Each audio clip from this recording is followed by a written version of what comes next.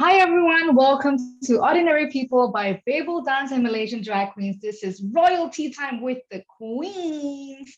My name is Maybelline Wong, aka Maybe, and I am the co-founder and creative director of Babel Dance. We are a dance academy and agency based in KL. And today we are doing this thing called Ordinary People. This is a series of talks in conjunction with Pride Month. The LGBTQ community has such an impact in the dance community because of their fearlessness, their creativity, and their authentic spirit. So I remember my first dance class in heels is actually with Tyrone Proctor. He is one of the fathers of working. So he really taught me how to embrace myself as a woman and to celebrate myself. And he really helped me, or actually made me realize that I'm actually sexy as hell. Yes, you Besides are. Tyrone Proctor, I know, thank you. Another person who was hella sexy that I remember, I think this was probably in 2014. I was in a dance camp in Germany. Archie Burnett, amazing dancer, amazing teacher. So he came into the club and he literally just walked into the dance floor and he just stood there. And everyone in the club just stopped and watched and just looked at him. That moment changed my life because I realized the power of presence. It After that, I was like, wow, I want to be just like that. So I feel like the impact of all these teachers onto dance is tremendous. So today we really want to celebrate that. The theme of today is express yourself. This is so important to me as a dancer because it has helped me discover and rediscover myself as a human being. And it has also brought me today to where I am next to these queens. So without further ado, I want to just start this session with putting out to the universe about our intention. So today, our intention is to celebrate drag queens, all that you are, all the love that you bring, all the authenticity and the expression that you are. So today, I have with me four amazing drag queens from Malaysia. We're going to start with my friend first. This versatile queen is able to shapeshift into both experimental and traditional look while maintaining her persona. Introducing Carmen Rose. Woo! Hi. Hello, Carmen. Hi, Maybelline. I want you to tell me a little bit about your name. What does your name represent? What is it about? So I got my name from obviously Lana Del Rey. It's one of her song Carmen, and I got it from there because I relate to the lyrics a lot. And Rose, I got it from her love of roses in like music videos. So you have Carmen Rose, and Beautiful. the names just sounds like demure, just like me. Very much like you. Do you act out of character, like act out of of the demureness? Yes, I do. Like sometimes I just Okay, channel Nicki Minaj. nice. Okay, we Hi, need to see that one Giselle. day. All right, passing on. The next wonderful queen I want to introduce to you. She's a dancing queen. She does her dips, her splits, and she puts on one hell of a show. Introducing Giselle Fendi. Hi, Hello, it's Giselle. me. It's you. Tell me about your name, Giselle. Giselle came from. So my favorite part about drag is performing, and my biggest inspiration when it comes to performing is Beyonce. So Beyonce's full name is Beyonce Giselle Knowles Carter, and I was like, let's take her middle name since she's my biggest inspiration. And Fendi is a little bit complicated. I got curious, but instead of spelling her name Fandey, I decided to spell it Fendi. Because in ballroom culture, they do this thing where their houses are named after high-end fashion brands. So there's like House of Mugler, House of what else? House of Comme des Garçons, House of Balmain. So I've always loved that concept. So I decided, well, I like the name Fendi, but I also want to change it into like a high fashion brand. I just think it sounds so luxurious. So Giselle Fendi, yeah. And I'm still looking for a middle name. But yeah, Right. for now, she's just Giselle Fendi. And she's expensive. Look at her. Hmm. All right, moving on to this next queen. This queen, she is a special effects makeup artist as well as a versatile drag queen. She has won international makeup competitions. She has also won lip sync battles and one of the founder of the sensationalized Shagrilla party, Just Acne Scar. Hi, Hi. queen. Oh my goodness. Tell me a little bit about your name and your look. Woo! Okay, so with the name, my name is Just Acne Scar. It goes the way a Chinese name would go, with the first name being the family name, and Just is my family name, and I am known as, like, my name is Acne Scar, and the origin of my name would be, I mean, if you watched my session this morning during brunch, then you would know what it means. So head on to that video for more info. Too long. I love But this yeah. plug. But I And wanna, yes, sorry, go on, queen. no, this look is inspired by Avatar, because why not? That is true. Oh my goodness, you look amazing. Thank you. Just I know. amazing. All right, speaking of amazing, this last but not least queen. She is a well-known queen. She has been featured in multiple media outlets. She's an event organizer who brings people together. Also, a recording artist who just released her first self-written single titled Sunshine. Please put your hands together for Camilla. Come slide. Hey everybody! Hi, queen. Hello. Hi, Tell thank me you for about having your me name. tonight. Thank you for joining us. Tell me a little bit about your name. So Camilla comes slut, the name, honestly, it just came to me one day. As I explained also, like it's by our video. And when the name came to me, Camilla comes slut, it just immediately felt right to me. I just knew, like, okay, this is my name. Personally, I am a very sex positive person. And also growing up, it's very taboo to talk about sex. And I was always very curious, like, why, for me, I mean, like in an educational way, like, why don't we talk about it? So actually, with Camilla, that's something that I want to talk about too, the safe sex and, about sex, educating. Mhm.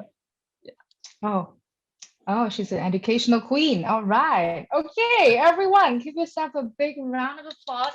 Thank you for joining us today. Eee.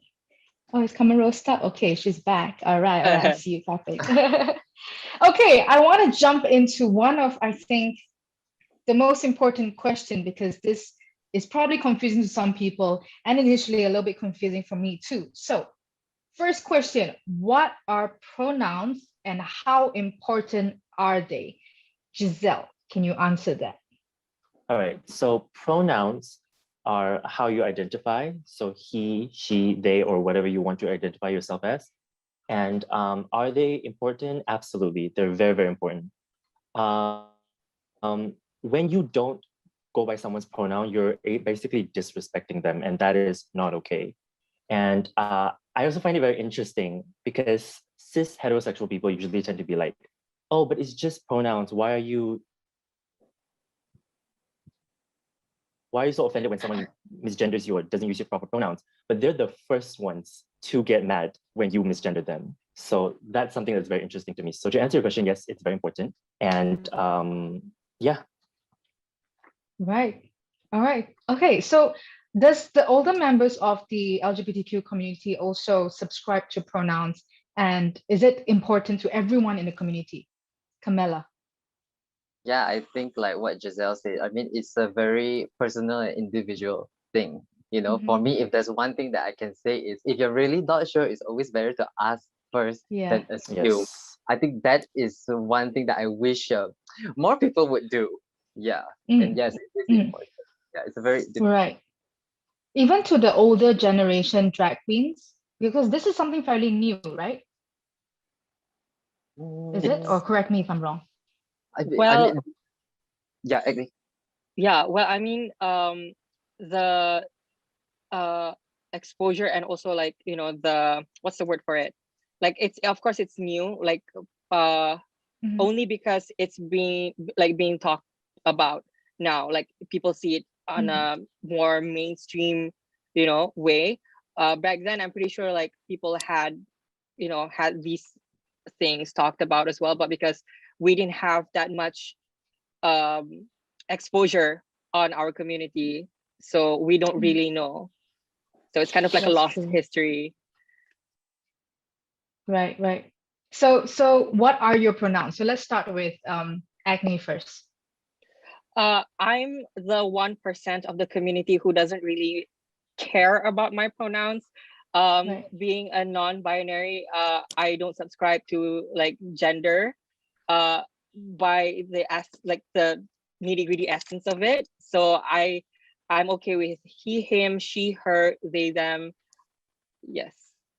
Nice. Okay. What about Camilla? for me, it's also the same. I mean, personally, I don't really mind so much, but usually in drag, I would love to get dressed as her, she, Mm, And when I'm in boy drag, that you can address me as my boy name.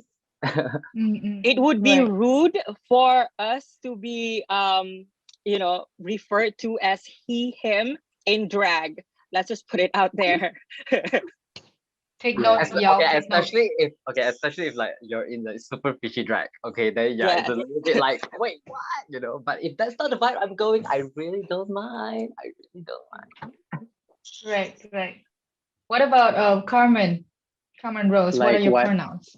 like what Acne and how Camilla said, like in drag, of Mhm. course, I would want to be she, her. I prefer that. But out of drag, I'm non-binary. I don't subscribe to like the gender binary thingy. So he, she, they, whatever your majesty is fine with me. Got it. And Giselle? I guess all four of us are the same because I also, out of drag, I don't have a preference when it comes to pronouns.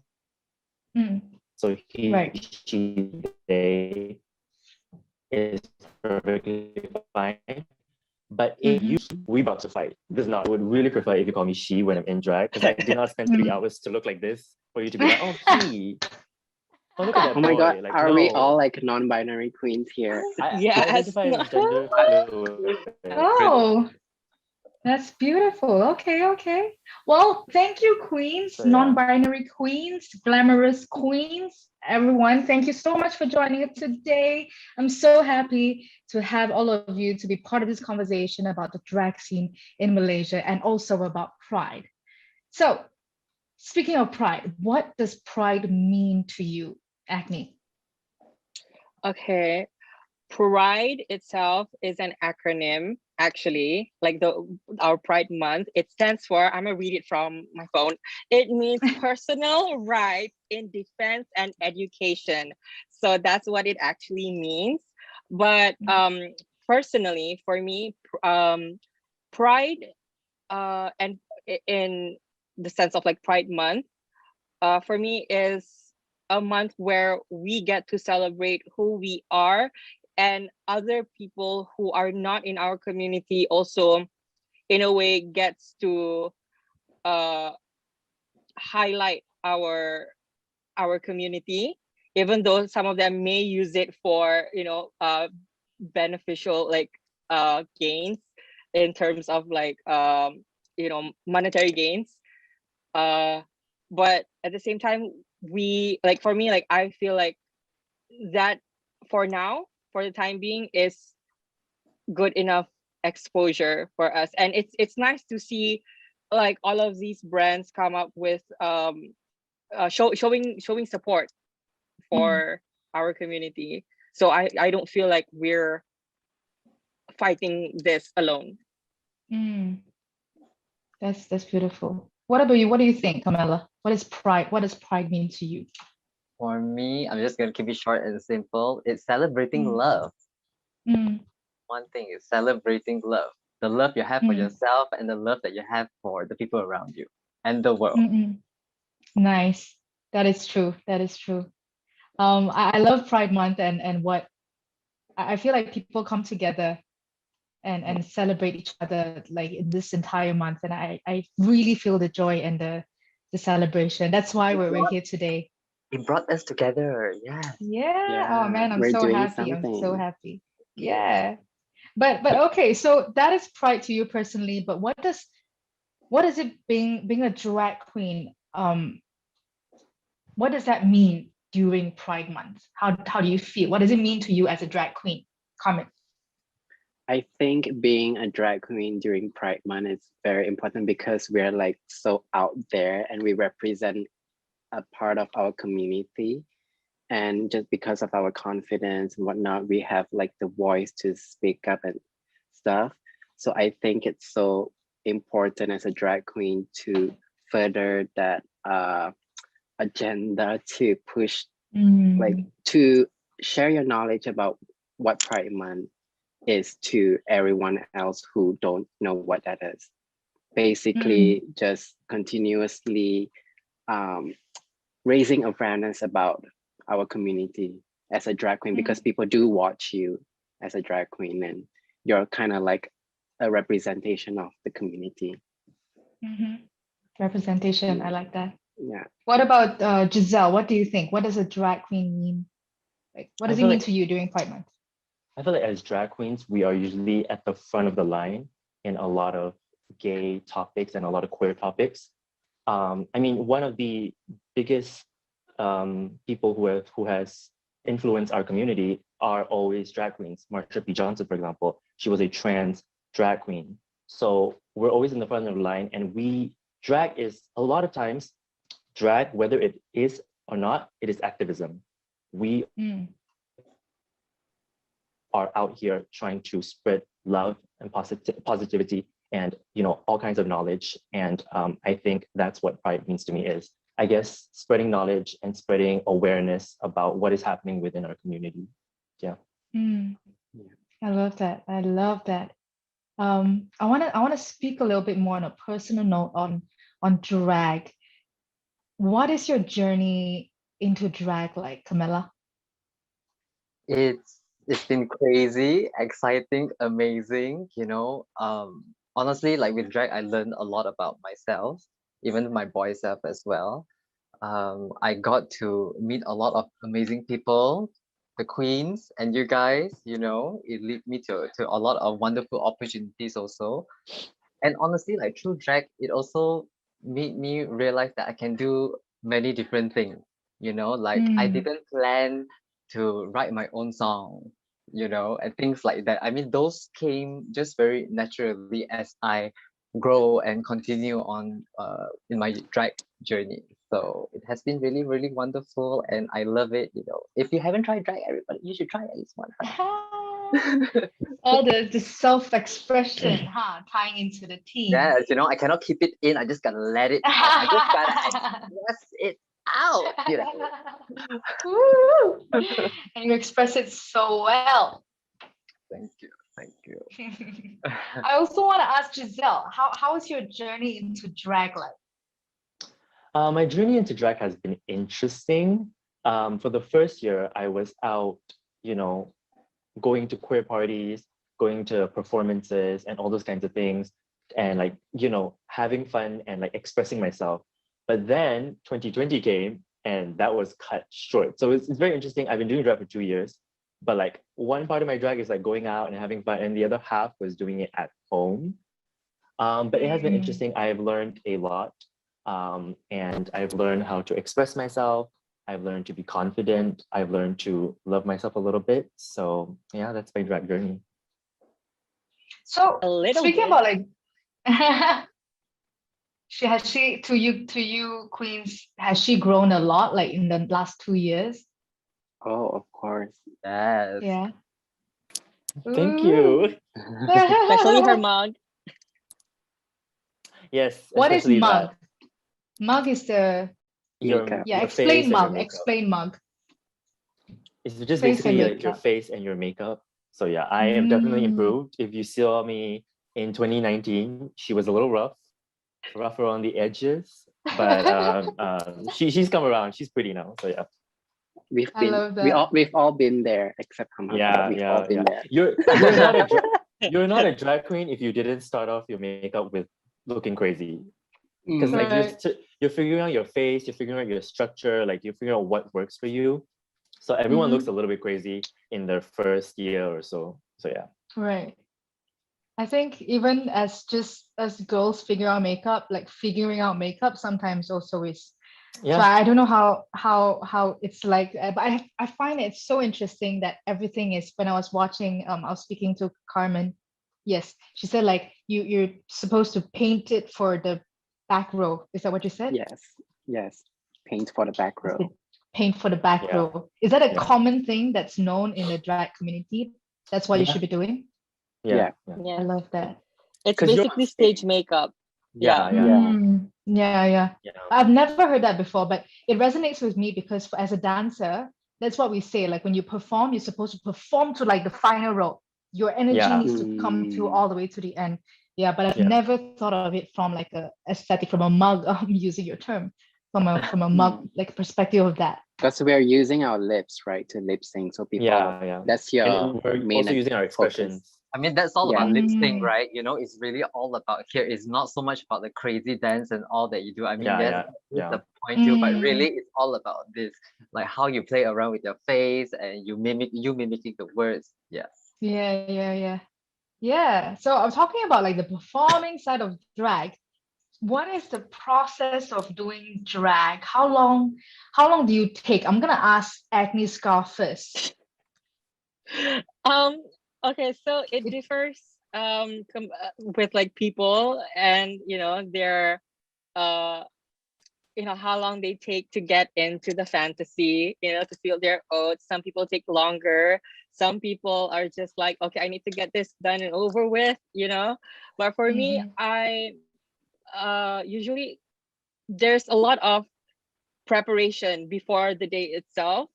And mhm, it's not for me, like for my performance, it's not just about my look, although I am known for like my crazy aesthetics, and also like I'm a very visual queen. You see mhm, you see me. But there's a lot that goes into it. First, I need to figure out like the concept of what I'm doing. It has to tie in with the song that I'm choosing and the performance that I'm going to be doing on stage. Like, how am I going to portray this character and serve basically tell a story basically through the makeup and the song and the movement of my body. So it's basically just like telling a story for me. So like that all takes a lot of like preparation, a lot of prep work. But to get into drag itself, makeup, like I would usually now, after like a long time of like practice, and also having to rush because like our like stage time is going to be like soon, so our call time. So i've I've been able to cut it down to like maximum 2 hours. I can go from like wow. 1 hour to 2 hours to get into this. This today I did it in 2 hours. So That's crazy. Yeah. yeah, That is I was surprised nuts. myself too. I surprised myself. I was like, wait, what? Yeah. That is nuts. What is the longest time you've prepared for a look? Damn crazy. 6 hours. 6 hours. Yes, it was for our Mm. our show, our Shagrilla show, the pink one. I started before the sun set, like, and I finished right before midnight, Wow. because like there was a lot that went into that. Okay, you need to show me a picture later. Okay. What about Camilla? Like what's your process like For going into me, drag? I do like to take my Mm, time, like three mm, hours also would be comfortable for me, but sometimes I am required to get in drag a little bit faster. mm. So I think the fastest I've got into was like maybe an hour and a half, but that's like really, really quick. I mean, I'm not pro like Acne. Honestly, I salute Acne with your makeup skills. I've seen how you've done your work in real life, and I've seen your work even before. Like I really salute I don't know how you guys do it. Like seriously, it's really, really amazing. It's For me, it's more it- comfortable. I like to take 3 hours because I like to listen to music, dance a little bit, drink a little bit, Mhm, enjoy. mhm. I think just drag just means different things to different queens, right? Mhm. That's why though your Yeah. process is so different. So what does drag mean to you? Let's go with Carmen Rose. Well, drag for me means it's like an art form. Since Mm, like I don't only stick to one type of makeup, I like to explore with different kind of makeup. I'm like a graphic artist myself, so mhm, I like to explore with different makeup, and drag for me it's an art form. Like we're a walking art form. So that's what mhm. drag means to me. Right. Yeah. We are like What about giving you a fantasy, you know? I love that. I Yeah. love that. Does any of you because I can only imagine sort of like the shift mentally and emotionally going into drag. Does any of you kind of have any sort of like ritual or acknowledgement that the shift is happening, or does it just happen when you put on the makeup and your look? I think it happens when, for me at least, it happens when I'm putting on the Mhm. makeup, and then slowly, Mm, slowly, you'll see it come through. Like mm, if my makeup looks good, I'll get really, really happy, and then I'll be listening right. to music, I'll be lip syncing to the music, yeah, stuff like that. Mm, It's like a slow right. process, and it's very interesting seeing it in other queens as well. I've seen other queens do makeup, and you just slowly see them go like from like their masculine side to their feminine side. And it's very interesting. So yeah. Mm, Yeah. I love that. I mean, I've never obviously I've never kind of gone all the way with makeup and look into drag, but I do agree. Like when sometimes when I just dress more masculine for a certain performance or just like glam up, just the way you stand and the way you carry yourself just immediately changes. And to Yeah. us, this is just little shifts of maybe just changing into oversized clothes or like a tight fitting clothes. So I can only imagine the shift like emotionally when you put everything together. Yeah. We're That's the like Yeah. power of shapeshifters. fashion. Yeah. That's the power of Yes. fashion. Mm, mm, mm. Yeah. I think one day we need to like just get together and then you queens like transform us because I want to feel how this feels like. Yes. We could Are you guys gonna transform you take into on the queen. challenge? Do we need Yes, to we tag can. her? What? We, what? What? I said, do we need to tag you? Oh, honey, Well, honey, this is all fish, honey. It's real fish, okay? All fish, So no we do. roast beef.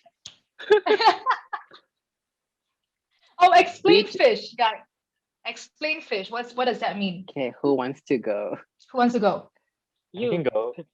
I can go Giselle. if anyway. I'll go. Okay, I'll go. Fish Okay. basically means when you look very passable as a woman.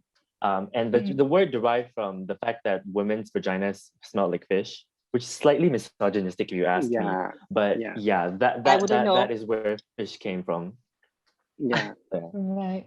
It's just But looking it's But a passable like a woman. yeah, fishy mm, means you're passable as a woman. mm. Yeah. But It's like like it's a I think compliment, lah, basically. Yeah. yeah, it is a compliment. But like I think Yeah, yeah. as we progress, it slowly becomes like something we don't want to use anymore because there are women who looks masculine and we have to validate that also.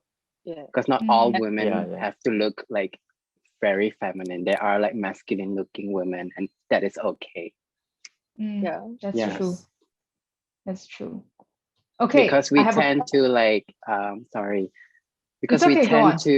we tend to give credit to like these trans people who are fishy, who are female passing, and what about trans people who are more masculine Yeah. looking, you know? So it's a problem when we only Yeah, yeah. validate the ones who are fishy.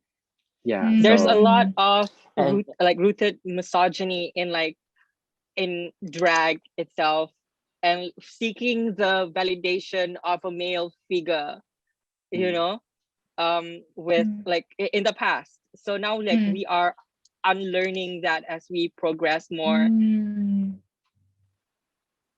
Right. yeah.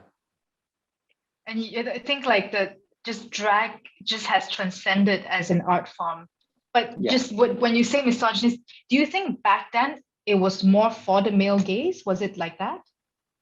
I mean, our drag, like back then, like even now, like some drag queens, like our persona and like our aesthetics are built on the beauty standards set by men, and you know, looking by becoming drag, like you are presenting as a female, but female in, you know, the perception of what a male would, you know, a man, like men's beauty standard.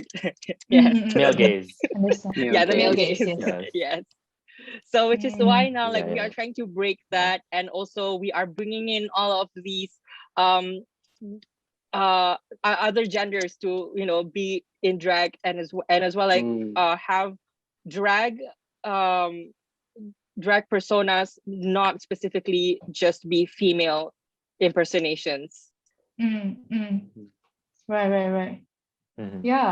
And I anyone can do definitely drag, see you that. know, anyone can do drag Yeah. actually. It really doesn't matter your gender or sexual orientation or whatever it is, honestly. Everybody and anybody can do drag. Yeah. So Which is can why I what said does drag is an art form. Yeah, now. it is. yeah. But so if a female does drag, is she like, is that allowed? Would she still be referred as drag queen? Yeah. No? They would be referred as bio queens, Ah, Oh, if I'm not mistaken, right, Giselle? I mean, but they're still queen. They're still they're drag. still They're drag queens. queens. But Yeah. the term for them would be bio But queens. in But the the term in for the community.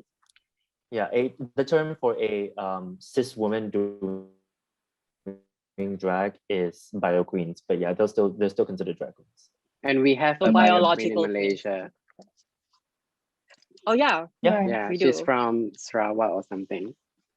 Ah. Yeah. Okay. That's cool. Again, you should transform all of this into drag. And you That's should gonna teach us happen. dancing.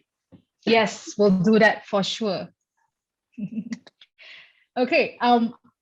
We asked our audience on IG, like, what would you want to ask a drag queen? Like, one of the most popular question that we got on IG. Take a wild guess. Talking. King. Okay. Correct. Tucking. That was the most asked question. So what is tucking, and does all drag queens have to do it? Camilla. Not all drag queens have to do it. I mean, it really depends on the illusion that you want to give, right? Okay, what is Personally, tucking first? Okay, so tucking is basically making your bird, taking a bird, putting it to the back and taping it and make it really flat and tight. Did I get that right? The origami. Yes. Get that right, Origami. baby. Origami. You gotta tape your cuckoo Origami. bird. You gotta tape your cuckoo bird all the way to the back there. You know, use a duct tape or whatever, something that's super solid that would not like get out. You know, stuck it to the back as in as possible. And put on your pantyhose. Put on your panties, and then you work. Do you But just there's a stick trick. it? Okay, just details a bit. Do you stick it just wherever it sticks, or do you Okay, stick so it? like you know, in No. our body, we have the basically ball. putting- The ball got socket. The ball got socket one. Okay, like inside. Oh, I don't know. Everybody is Maybe I like- never see before. Oh my god. So we put the ball into the socket, then it goes in, and then that's where the dick. That's where you can put it over. It's like that. Over It's there. Because, different like- for me. Oh. Okay, Because what I want to know. Let's go. Okay, okay, everybody's let's body go is one by different. one. Also, wait, Okay, okay. disclaimer, do not take our advice, because if you accidentally hurt yourself, that's not our Yes. fault. Yes. That's This is not how our we fault. do it. Do not do it like how we do Yeah. it, okay? Anyways, continue. Okay, tell me. Okay, so for me, the eggs go up to the front, and then, you know, the sausage goes under and between the buns. So in order to keep the sausage in the buns, you have to like you know, you have to perk up your bun so that the sausage stays in there. And then the Oh. eggs kind of like create, like, for me, because like the eggs are still up there, you know, so they create kind of like a very pillowy Kuchi Meow Meow. Yeah. Ah, So I would go in with 10 layers of pantyhose just to make sure that thing does not escape. right. I love this Can I explanation. go next? Yes, let's go.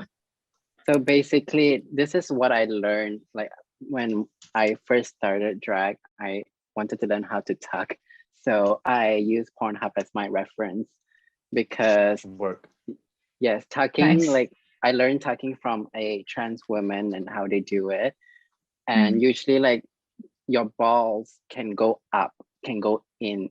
Cause like yeah, your balls go up and then you pull. If you're uncut, it's I think it's easier. Sorry for all the cut queens, but if you're uncut, you just pull that skin behind and then just tape it. You hide your whatever that is, put it to sleep, and then just tape it. But Right. if you don't want Yes. to tuck and if it's painful for you, you can use this trick, padding. Padding Yeah. would help, like, hide that. You don't need to tuck because I don't tuck anymore because I use padding now. So it's easier Yeah. for me. And it will still look flat. So it's all about the Instead, illusion. yeah. Instead of taking away, you're adding things to Mm, it. yeah. Right. It's just like life problems, right? You don't want to face a problem, you just like add on more problems. So you don't know what problem it is. Got it. Um, We're another magicians. question.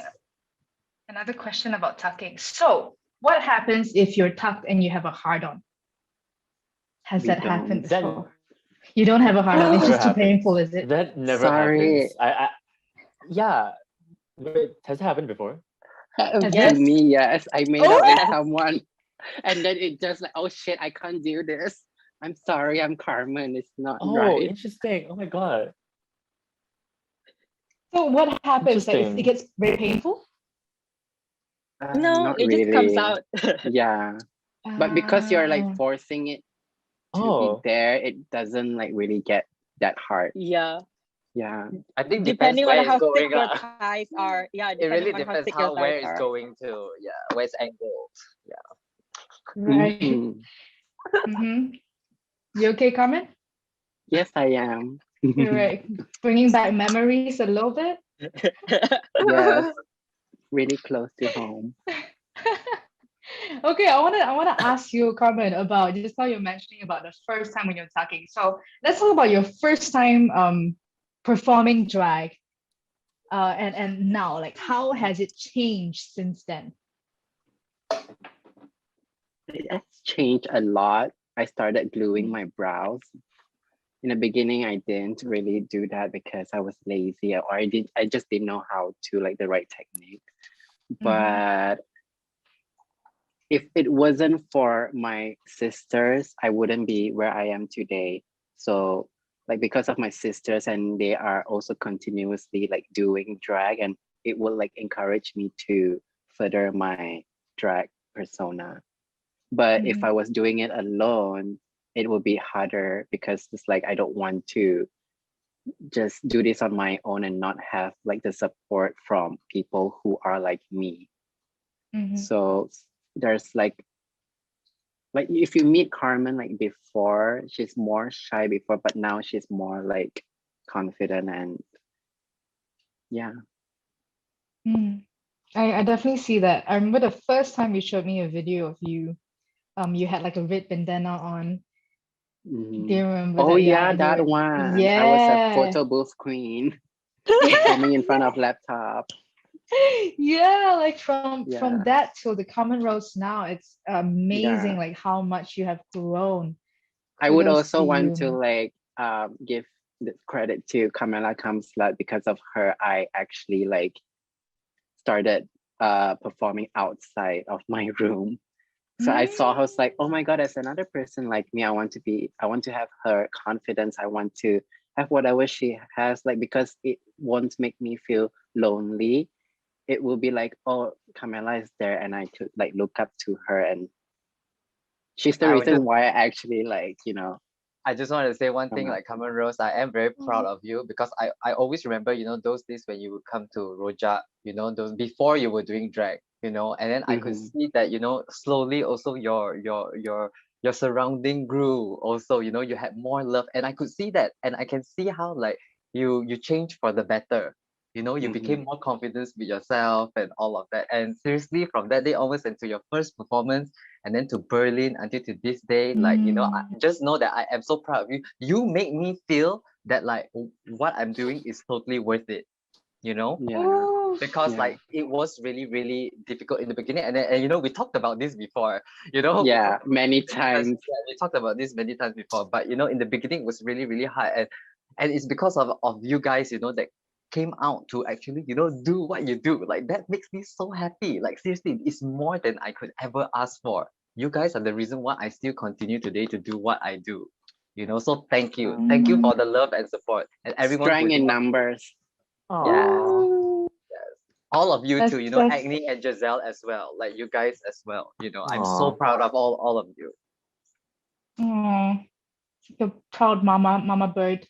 I'm But not that this old. is what but this is really what it's about, right? Like when we do what we do, and then, you know, I mean, we don't start out like wanting to inspire people. We just start out doing what we do because we love it. But along the way, because it's real and it's authentic, and it just shows. You don't have to force it. People will be like, hey, I want to be like that too. I want to feel like that too. And then it just goes on and it just spreads and it keeps spreading. And that's what really self-expression and expression is really about, because it's more than just you at the end of the day. Like what you do, your impact, you don't even know. Yeah. Shagrilla. Yes. It has brought out new queens also. Yeah. Yeah. Were there a lot of like debuts of queens in Shagrilla? Not really debut, but they started like having their own Instagram page and doing makeup, and they did Oh, attend Shagrilla in drag, like some of the new queens I see, and they come up to us and say thank you for like starting this party. Like they can be themselves, because there's no one where else they could go and like dress up the way they do, except like for Shagrilla at that time. Yeah. Yeah. Yeah, let's talk a little bit about that, like being able to have put on this, I guess with drag is putting on this persona, but I want to talk a little bit about being able to establish that, and also when you're out of drag. So is it like an easy transition? Where does it start? Where does it end? Giselle.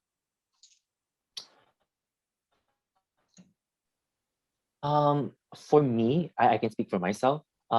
Jason, which is my outer drag name, and Giselle are really not that different, I would say. I'm also one of the most least self-aware person on earth. But I feel like Giselle and Jason are probably around the same. You know, Jason is awkward, Giselle can be awkward as well, but Jason's confident as well, and Giselle can be confident as well. So for me, the persona, it's very blur. I don't think I have a drag persona. I think Jason and Giselle kind of are the same people.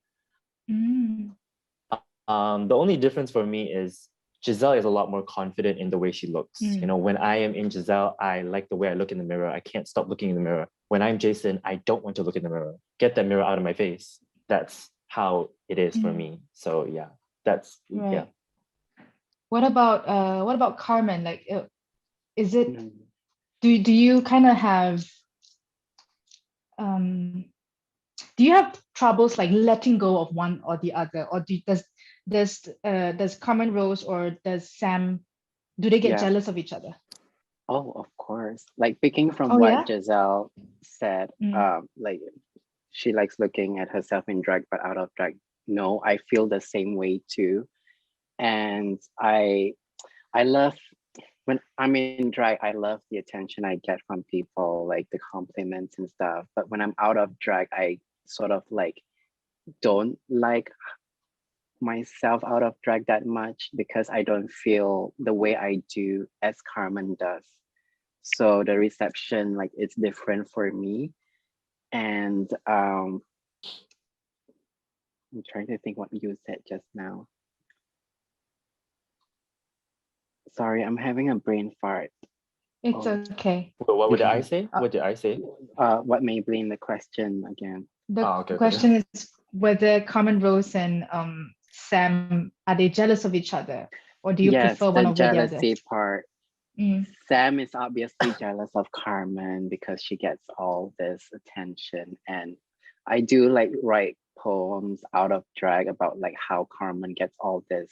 Because sometimes when people meet Sam, they just call Sam Carmen instead of Sam. So it feels like, oh, you only see Carmen but not Sam. mm, So in a way that like that's why I say like Sam is far less confident than Carmen. And it's mm, still a struggle for me. I don't want like people to just see me and see Carmen. I want people to also see the person underneath this makeup.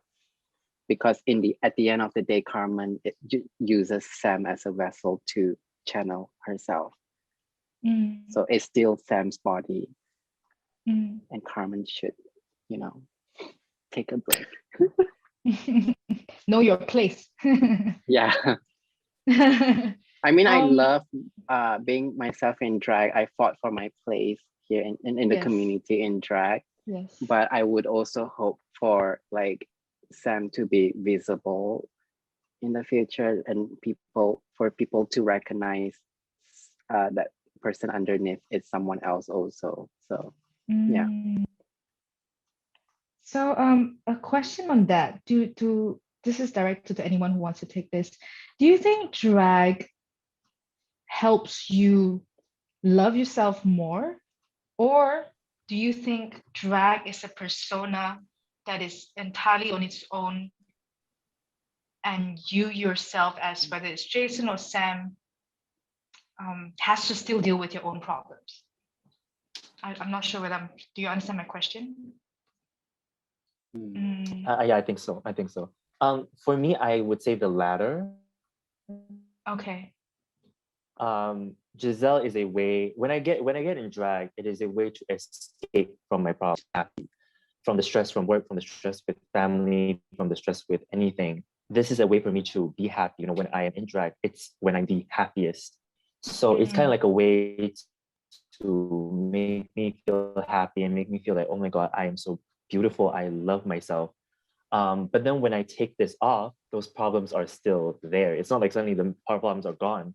I still have to deal with work problems. I still have to deal with family problems. I still have to deal with my own insecurities that Jason has. So I would say that it's more of like a persona that I use to like just be happy. Everyone has their medium of how they make themselves happy. Some people like to watch TV, eat, or some people like to watch sports. For me, it's this. And so for me, I would say that it's more of like a persona to just make myself feel a little bit happier, Mm-mm. I love that. I love that answer.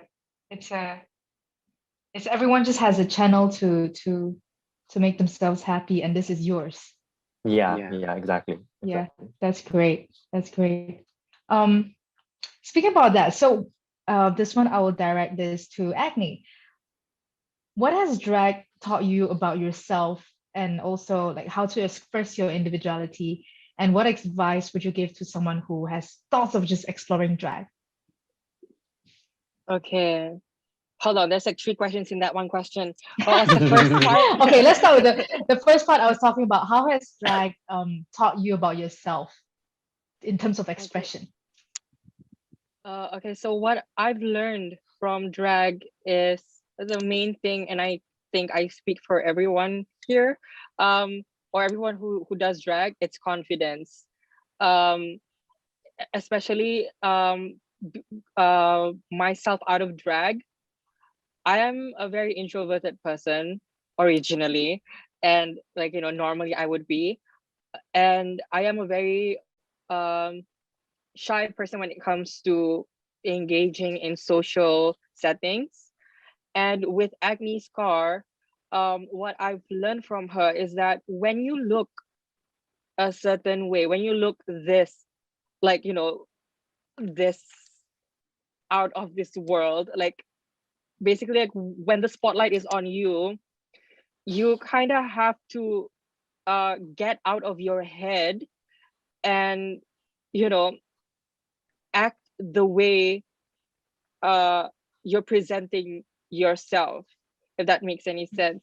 So Yes, like yes. it wouldn't to me, like when I was in drag for like after a while, I realized that it didn't make sense for me to still be shy and quiet looking the way I look, because it just comes off as you know beachy or like unapproachable or cold, you know, because I do realize that I look amazing in drag, and it can look very intimidating to people. Like I this is why I always forget, because like makeup is something that is very, like, I'm very used to it, you know, I'm very used to looking how I look in makeup, and I forget that not everyone sees that, you know, not everyone sees Hamada in and out of makeup as the same person. So when I am dressed a certain way, I need to embody that person that I am showing. And from then, from that, I learned to, you know, act confident. So it's basically like Mm, faking it till you make it. So I fake my confidence, and it sort of just uh tape, like, you know, like float down to Hamada as well. So now, like, mm, that is one thing that I've learned from like my drag. I And totally what was, feel you. yeah, I what was totally the next feel one? you. It's okay. I'm feeling your answers right now. Okay. I feel like it's the same thing for me as a dancer, because when I first started dancing, it's like something I enjoy to do, and the confidence was put on because you're on stage, you're supposed to deliver. So I totally relate to what you said, because it at first you put it on, you just gotta do it, and then eventually that stage persona and you yourself as a human being slowly starts to merge, and I feel like that is the beauty of self-expression in any art form, or especially as a performer, that like, just because you push yourself to like that extreme limit, wherever your limit is, and then from there to like where your comfort zone is, and then that gap slowly close. Mm-hmm. Yeah, and this is why I have so much respect for drag queens, because I feel you like drag queens just push the limit to the furthest possible, and just create magic in this like unknown zone, that is not comfortable to people. Mhm. Yeah, so And so in huge, like, Malaysia, yeah. Is it hard being a drag queen in Malaysia? it's not hard, but like opportunities wise, like we wish we could have gone out more Mm, because of like how um, less accepting like some bars are. And it's also mm, like some still dangerous to go out like the way we look, and we still have to think about that. So yeah, it's still a mm, struggle. Yeah. In terms of mhm, work, I think I feel that because drag is such a new thing that became mainstream to like the majority of people, and they don't really see it. From my perspective, I see it a a career. You know, it could be a career, especially now, like the way um opportunities are open for like drag queens in other countries.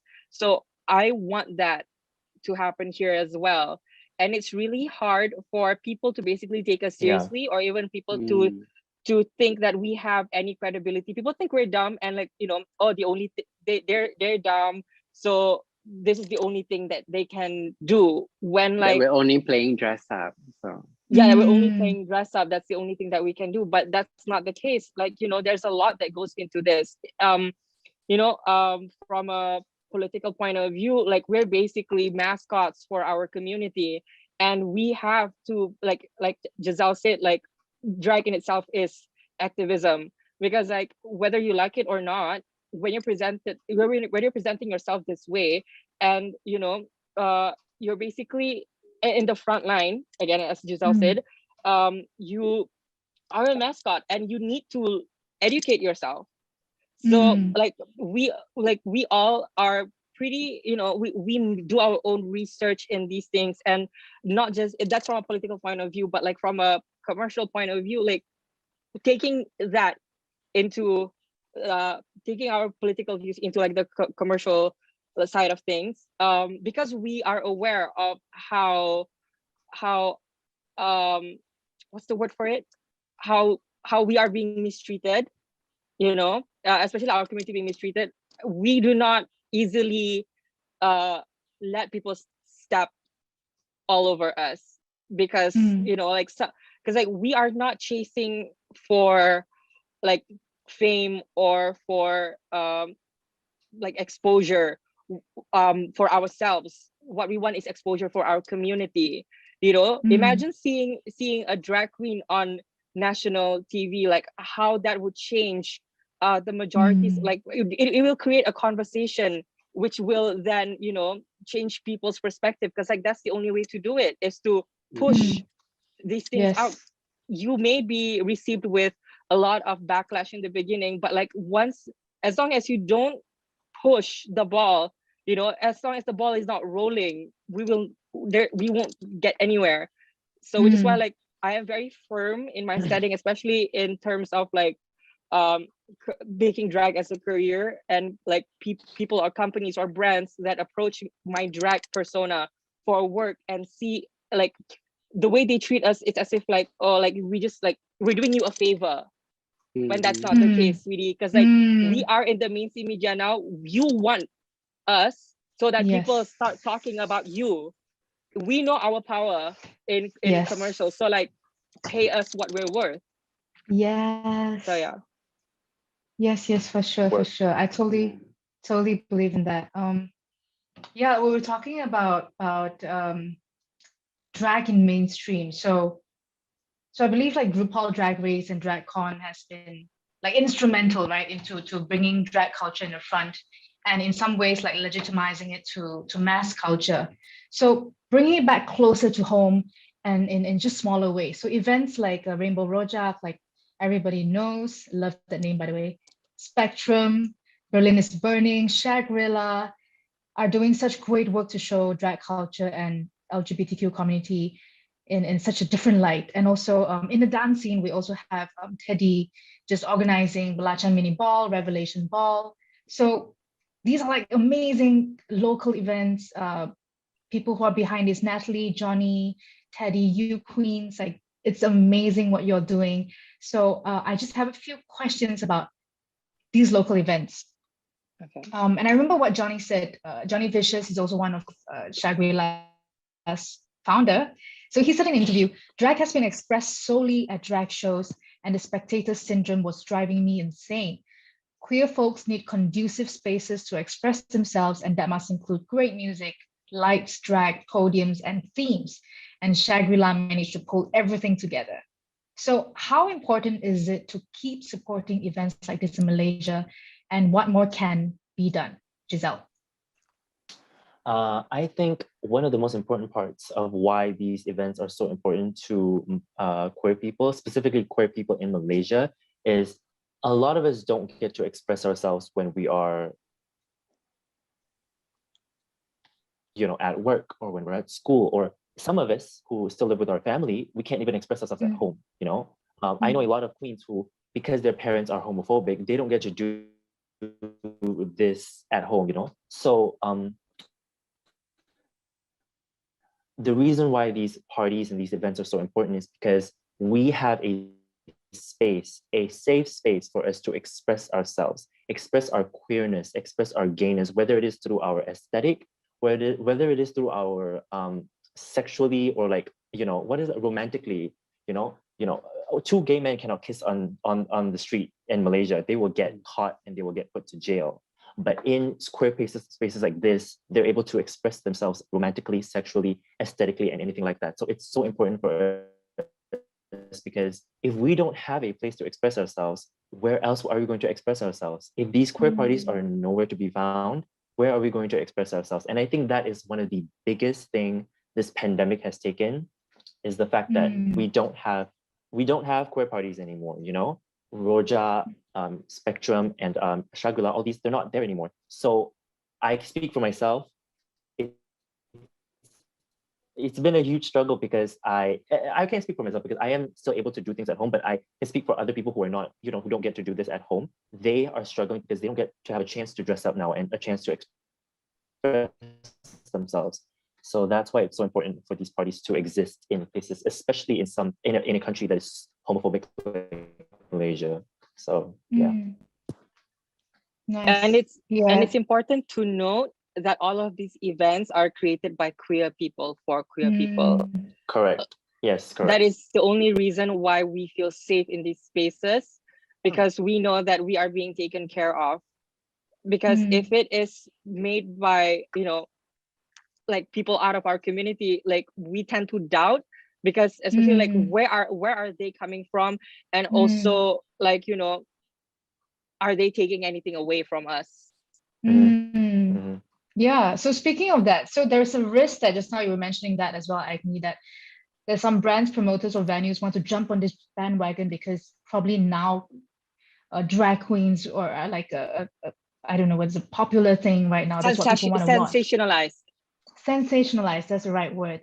Yeah, so how do you avoid that? Do you say no to shows or events, or would you take risks to just do this event to further promote the culture and champion the cause?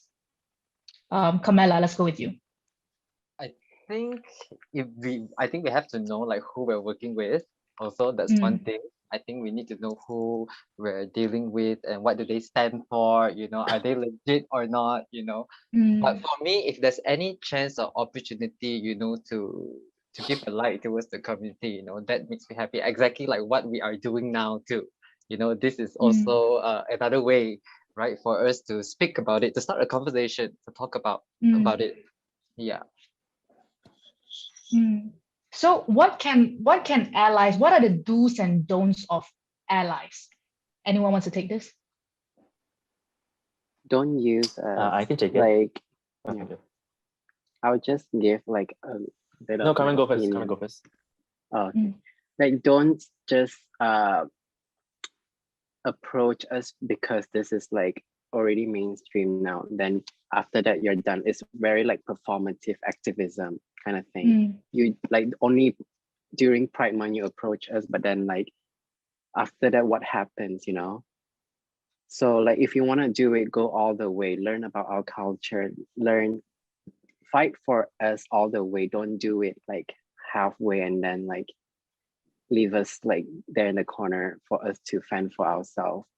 If you want to support us, you do it all the way. That's what like I think allies can do and do better. Yeah. Right. That's a good point. Giselle, you're saying something. Yeah, I think the most important part is for allies to listen to us. And I think that's actually probably the most important part. And it is also one of the most difficult parts for some reason, because listening to us means that you have to unlearn a lot of things that are considered homophobic, that are considered queerphobic, a lot of everyday routine that might be considered queerphobic or homophobic. And a lot of the times I feel like allies, their first instinct was, but no, I feel like, no, it's not about you, it's about us and how I feel. So if I say something is offensive, if I say, you know what, this is an offensive thing, you probably shouldn't be doing it. You should listen to us, you know? It's the same thing with us supporting the Black community or us supporting women. If a woman says something like, this is offensive, I, as a cisgender man, should be like, okay, this is offensive. I acknowledge that and I apologize. You know, same thing with the Black community. If Black people say, this is offensive, we should be listening to them. And I think that is the most important part of an ally, is to listen to what the community is saying and to acknowledge that. So yeah. Yeah, I like that. I think I definitely agree with you. It's important to I read somewhere, if someone says it's offensive, you don't get to say whether it is or it's not, you know? Yeah. Because you're basically invalidating their feelings. Like these are their feelings. And you don't get to invalidate them. You don't get to say, oh, you don't get to feel this way, because then yes, that's not how you should be as an ally. So yeah. I mean, ultimately, honestly, all we want is just to be respected. And I feel like that's everybody, every human being. Yeah, correct. We That's just want true. to be respected. As simple as that. Yeah. Mhm. So, okay, be brutally honest with me. Do you think Babel Dance and other more public platforms are the right channel to also speak about these issues? I'm going to go with Giselle. Yes, I think so. Actually, if you guys disagree, you guys can tell me, but I think so. I think that, you know, just because you guys are not queer doesn't mean that you guys cannot speak about these things. However, if you are going to speak about these things, as Carmen said, you have to make sure that you really know your information. You cannot just be like, well, this said, let me just say this and let me just post this, you know, really learn about whatever it is that you're posting about and whatever it is that you're talking about. Make sure you at least have a sense of your knowledge of what you're talking about, you know? And so I do think that you guys are able to talk about this. However, if you guys are speaking up about this, do not try to, what's the word? Overshadow us, talk over us, and instead amplify queer voices, amplify voices by the LGBTQ community instead of talking over us. And that's another thing with allies also, is that they are passionate about something, but then they will talk over the community. And that should not be the way, you know, amplify our voices and just make sure to listen to us. So yeah. Anyone else want to take this? Because I'm interested to hear what everyone else thinks. What's the question again? The question is, do you think that Babel Dance or other more public platforms are the right channel to speak about these issues? Yes, I do think so. But it also needs to be a platform where, like, it's not biased. It's a neutral platform. It can't come from a place where, like, especially like with allies, like you're trying to share our story, not trying to sell our story in your voice. Like what you want to do is amplify ours. So in that sense, like I feel that with how the situation is here in Malaysia, especially with like, you know, how people take like like LGBT related news, like it's really hard because like like the first thing that people do, and like the majority of people here, like it's met with backlash. And these allies and these brands who want to work with us, who wants to amplify our voices, needs to understand the risks that they are taking. And you know, they need to stand with us like till, you know, until the end of the line, and not like, you know, when they are met with some sort of like disadvantage on their end or loss on their end, and they're like, okay, you know what, like this is hurting our company, this is hurting our name, so we want to cut ourselves from like this conversation, because like, you know, we are not this community, therefore like we, you know, we don't need to like deal with the repercussions. So yeah, so that's one thing, like as like for allies to remember. What do you hope to see the future of drag to be like in Malaysia? And we're going to close with this final question. So I'm going to direct it to everyone. Let's start with Common Rose. Okay, so like it's very hard to see. Personally, I'm speaking for myself, the future of drag here. It's very hard to see that because of like how little we have progressed, right?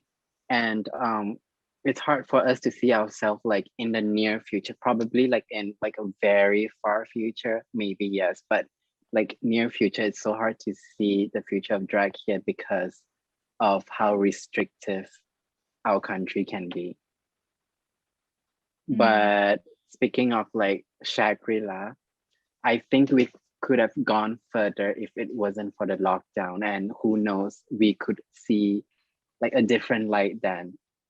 But right now, as of now, I don't see any like future for us like in the near future, but in terms of like inspiring other people to come out, because like fans have like approached me, people found me online and say like, I didn't know drag queens existed in Malaysia. That's the number one thing that we have to tackle first, like visibility. Malaysians need to know that people like us do exist. And these are coming from queer people also, Malaysian queer people. They say like, I didn't know drag queens exist until they saw the Pass the Brush challenge. And I think that's why what you're doing, Babel Dance is doing, it's amplifying our visibility and showing us more to a bigger audience, to non-queer audience, you know? So I think what you're doing is very important. And I think like bigger companies, like makeup companies especially, should step up their game and take the risk and just amplify our voices first. Yeah. I love that. So your hope is for your voice to be amplified even further And with for us brands to and be different platforms. seen. To be seen. I love that. Anyone else? I think one of the most important parts when it comes to the future of drag in Malaysia is I would like to see us on TV. That's definitely one thing I would like to see. I would like to see us on TV. And I would like us to have more avenues to perform at. Because right now, the places that we're performing at is very, very limited. And I just think that I wish drag queens, because part of drag performances is the lighting and the stage and all those kinds of things. That really gives the effect of our performances. And I just wish there were more avenues for us to perform at. And I don't see this happening, but I do wish drag can be a career here in Malaysia, like a sole career. Because people like drag queens in America, they don't have to be on TV. They can just do drag in the cities and they're still able to earn money and a decent amount of living. And possible here, but it's just very, very difficult. And it can be seen as a reliable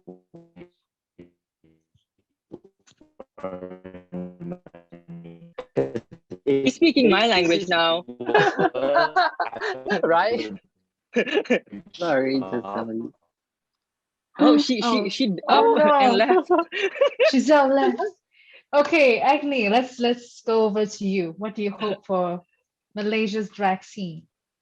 The first thing I would hope for is for better Wi-Fi for the queens. And the second yeah, hashtag justice for Giselle. Justice for Giselle. I would actually love to see us more represent with everyone, like I'm just going off of like what everyone has said, like visibility, but also I want visibility not just for our community, to see that there are people like us out here and it's okay to be us, but also visibility to like people outside of our community, to see and realize that we exist and we're not scary and we don't mean any harm on them. We just want to live our life, and there is a lot of things that they can learn from us. There are a lot, like we are fun to watch, especially like drag queens. We are fun to watch, and they are missing out. I feel bad for them. So like I just need them to take like step like out of their comfort zone just for a second, just to give us a chance to prove ourselves that we are not monsters.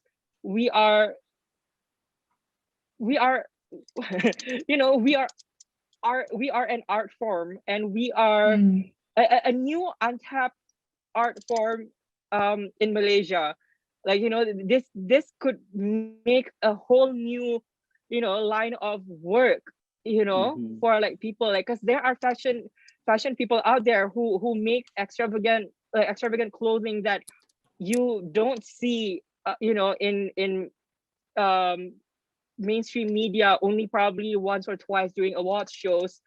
You know, like they need someone who are extra enough to carry out their brand, and so like there's a lot of opportunity that can be made with drag. So that's what I hope for. And world peace. And world World peace. World But I totally agree with what you say about drag as an art form. I feel like the amount of just immense talent and creativity and resourcefulness of a drag queen is astounding, and how the queens are able to just make use of what they have to create a look or create a show or create a shoot. Like, I find that just amazing, and it's something that anyone can learn, just being resourceful and creative and expressive. That's what I really admire about queens. But okay, so I want to end on a gratitude note. So I want us all to offer one piece of gratitude of where you are in the world today. What are you gratitude about right now? Let's start with Camilla. I mean, with everything, I mean, honestly, if anything, this pandemic has taught me, it gave me a lot of time to self-reflect. Honestly, I am very thankful to be where I am in my life right now and being able to do things that I do despite the restrictions, like what we mentioned earlier, not able to perform and, do our thing, in real life. But I'm thankful that I am healthy. I am grateful that, I have my family who loves me. I have amazing friends. I have my sisters. I have Maybelline. So yeah, that's all I have to Love say. that. Right. What about Carmen? Carmen Rose, what are you grateful? I am grateful to be alive, although I don't want to be, but I'm alive. And I'm actually like, especially during this pandemic, it's hard to stay like mentally sane, and it does like affect you a lot. But I'm so grateful to have like my friends around, and even like if they're not around here right now, they're just like a call away. I'm just thankful for them, and to like just keep me sane, and I do the same. So I'm thankful for that. I'm also thankful for like new opportunities coming up for like us drag queens, especially like this year, and like Babel Dance approaching us. Like there are like other people approaching us to amplify our voices, which is great. I'm thankful for that too. Lovely. What about who haven't gone yet? Acne scar. I am grateful for all the opportunities that my community has provided for me. That includes allies such as yourself. I am grateful that we have social media now that is yet to be controlled by our government. And like, although there are like restrictions, but like we can still, do our thing and be able to share our stories, share our, art and our voices across to anyone, in our country and in the world. I am also grateful that I am able to express myself, tying it back to the theme, express myself in a way that I never thought I would have the confidence to if it wasn't for my introduction to drag, which was, caused by being friends with people in my community, like my drag sisters, even you, Camilla. I mean, like, you're my drag sister also, lah. I mean, like, you also, Giselle. But I mean, We get it, the carbon collective, right? That's what you're mentioning about. yeah, yes. But also, like, you supported me, and like, you pushed me through, like, even when, like, in the beginning of my work, like you were there for me as well, and I really appreciate that. So like, yeah, like I'm just grateful to still be brave enough to do all of these things. That nice. Giselle, let's pray Yep. for your Wi-Fi. You know what I'm ungrateful for? This goddamn Wi-Fi. That's what I'm ungrateful for. Am I still lagging? Is it still a problem? A little bit. Yeah. That's Damn it. okay. Okay, go on. Let's go on first. Yes. I'll keep What are it. you I'll keep grateful it. for? I'll keep it short and sweet. I'm grateful for the drag community in Malaysia, and I'm grateful for my friends and family. Thank you so much. Love. Love. That was short and sweet. I am grateful for the opportunity to um to share and to have a platform to do what I do and also connect with fellow creatives like everyone here. And I'm just grateful that I'm able to express in different ways. And I find that this pandemic has also forced us all to pivot in ways that maybe before this we didn't think of. Like right now doing this, I would not have thought I would be doing this before the pandemic, you know, but this is also a way to connect and a way to reach out to people. And I'm grateful for that. Wonderful. Yeah. Work. Thank you, Queens. Thank you so much for joining me today. I feel like I've learned so much from every one of you and I've gotten to know you a little bit better. And I really, really hope that we will be able to do something. Actually, not hope. I know that we're going to do something together once this is all over. We're going to perform together. We're going to put on a show together. We're going to dance together, whether it's for people or for Yeah. ourselves. We're going to freaking do that shit. Opportunities, yes. Yes. Thank you for oh. lending. Thank you for lending your stage for us to speak. You know. Thank you for the It's love an- and it's the a- support too. Likewise, it's an honor and a pleasure. I really like all of this. My team absolutely respect drag as an art form and just simply just what you guys do. Like what, yeah. I think As we're all drag amazing. queens. Can we all just give ourselves a round of applause, please? Can we just all? Yay! Yeah. So proud of all of you. I'm proud of all of you. So proud And happy of everyone. Pride. Happy Happy Pride. Pride. Bye. Yay. Okay, let's go one round of socials. Carmen Rose, if people want to search you up, where do we find you? Carmen Rose on TikTok and Instagram. Carmen without the E because I swallowed them.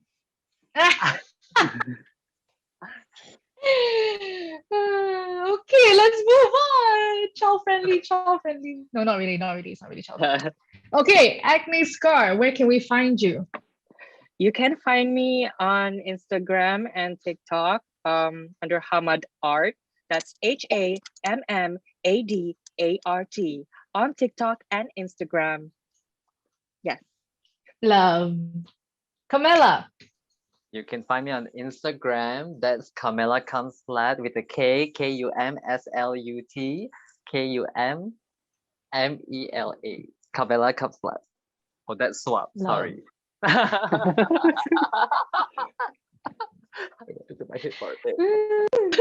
Giselle. You can find me at Giselle Fendi on TikTok and on Instagram. That is GISELLEFENDI. Giselle Fendi. Yeah, All right. that was nice. Beautiful. Okay, besides their social handles, I also want everyone to go check out Shagrilla, check out Berlin is Burning, check out Camilla, give me some more.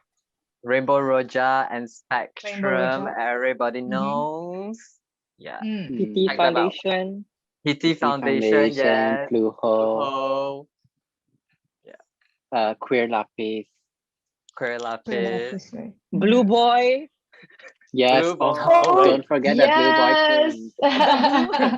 Queen. Blue Boy. I'm representing Blue Boy. You are. Yeah, so these are all the platforms that you can go check out. So yeah, even if you don't know much about it, so what you can do is just to really support the scene, go for their events, share their artwork, their posters, share their videos of what they do right now. I think anything would help the community. And tip us. Yes. Tip us. It's Stream suddenly like drop Sunshine your on OnlyFans. Spotify. Here is Sunshine on my Spotify, correct. here's my bank account 00. GoFundMe. GoFundMe and my dry career. You know what? Why not?